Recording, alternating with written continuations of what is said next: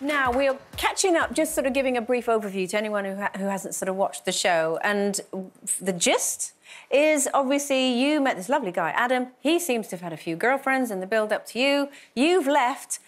How's it been watching him carrying on without you? Sorry.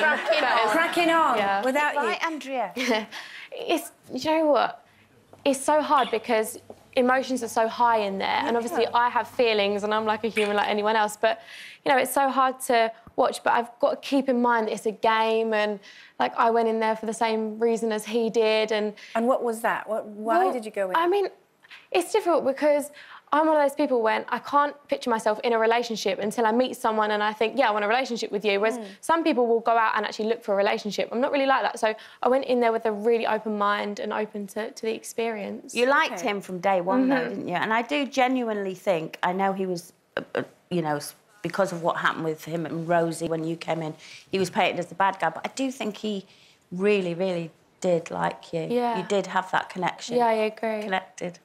What's interesting is, obviously, we're watching it all because there's lots of different cameras and we're seeing things that are going on in different parts of the villa, which, when you're in there, you can't see it. But you came in later, so you were privy to more information than everyone else. So did you not have a little idea in your head, right, you know, maybe he's not in for the same thing that I am, maybe I need to be a bit more careful? I mean, I tried to go in there with a really open mind. I mean, even coming out now, I know that you see 45 minutes of a 24-hour day, and as much as people say it is true.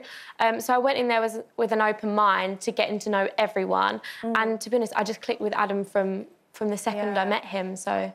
I was quite intrigued by Zara when you first came in. So obviously they all pounce on you and Ellie and they're asking you what you do for a living, and you said, I work for the government, and Jack went... so what, like, so you make laws? And you went, you said, yes, in essence. And I was thinking, oh, my God, you're 21, you can't possibly make laws. No, so, I mean, it's difficult to explain what I do to, like, anyone because no one properly understands, but I was trying to explain that, like, people like me work in government and we, like, create regulations and policy and essentially laws, in a sense. We write legislation and stuff. So, yeah, that's what I was trying to give a really dumbed-down version because a lot of people don't really understand fully what I do. It's quite complex. But you're not making the laws and the legislation at your age. Just... Please, I mean, no disrespect. No. But, you know, I wouldn't want to be doing that at 21. No. So you're working for people who... Yeah, so I'm like an impartial individual who serves the party that's so obviously when you went into the villa you're not doing that, so you're going to go back to that, or it's something I'm definitely open to in the future. I absolutely love my job. So I work in education. I absolutely love it. I love the thought of, like, helping people, especially children. There's quite a few people in there that need educating. Adam's one of them, apparently.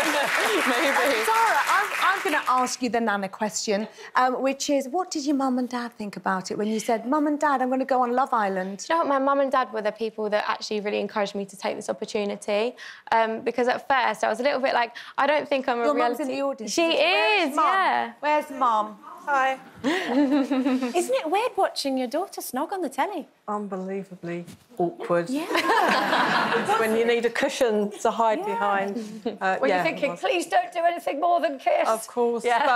But I know my girl. I know my girl. Yeah. Can trust her. Exactly. That's what's behind it, isn't it? You know the person you are. Do you kind of feel now, because now watching him, obviously, on the outside and he's snogging someone else, do you get why now Rosie was so upset about that, when you came in? I understand, but... Although she did the same thing to the Kendall. And there was a lot more to the story that people didn't see. Like, for example, I went in there, I didn't kiss Adam for 5 days, and she did the complete opposite, kissed him very quickly after getting to know him. So I really tried to, like, maintain my integrity and my dignity and not give in too soon, because I think a lot of people get caught up in the emotions of the show and it is intense. And I tried to, like, separate myself from that and think, would I do this on the outside? Probably, you know. And there is the pressure to be part of a couple, isn't there? Because that's ultimately how you win the game, I guess. Yeah, and you stay in even. Yeah. Yeah, because you were devastated, weren't you, when you were I was very upset. Yeah, no, really when upset. you were very upset. And were you crying because you'd formed feelings for Adam and you were having to leave him, or was it that you were leaving the villa, or was it all a little bit of everything? If I'm honest, the villa, I wasn't upset about leaving the villa itself, because I did feel like, you know, not that it was my time to leave, but I felt like I really had made the most of my experience. So every day I'd wake up and think this could be my last day and make the most of it. So I'd readied myself in that way. But it was leaving Adam and Ellie as well, who I grew really close to. Do you think you owe Rosie an apology? I've apologised to Rosie many times in the villa that obviously wasn't shown. The day that she left especially, we had a chat and I just said, look, I'm so sorry, I never meant to upset you. I would never, ever upset anyone. But obviously that wasn't shown and there's a lot of things that aren't shown. So it's a shame that it wasn't because I think it would have...